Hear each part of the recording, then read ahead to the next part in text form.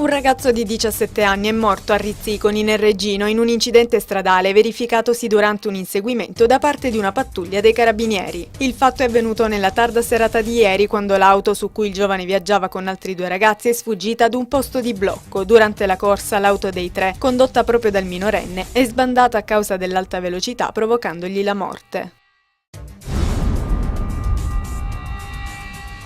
Due persone sono state raggiunte da un ordine di custodia cautelare da parte della Procura di Paola nell'ambito delle indagini sulla depurazione condotte dal procuratore Bruno Giordano. Si tratta di Domenico Albanese, amministratore delegato della Smeco, società che gestisce gran parte dei depuratori della zona, e Jessica Plastina, dirigente della stessa società. I due sono accusati di frode in fornitura, illecito smaltimento dei rifiuti e disastro ambientale.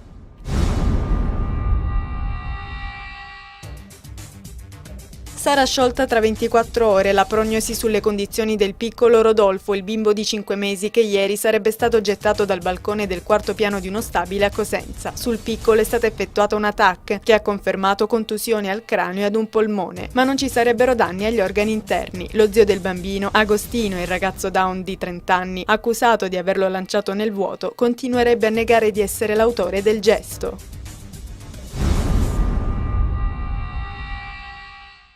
Daniele Gatto, il 29enne che nella notte tra domenica e lunedì alla Lamezia Terme ha ucciso la fidanzata Adelina Bruno strangolandola e poi sfigurandola, resta in carcere. Lo ha deciso il giudice per le indagini preliminari del Tribunale Lametino, Carlo Fontanazza. Il GIP, che non ha convalidato il fermo di polizia, ha comunque emesso una misura cautelare in carcere per il giovane omicida. In cella Gatto è osservato a vista dalle guardie.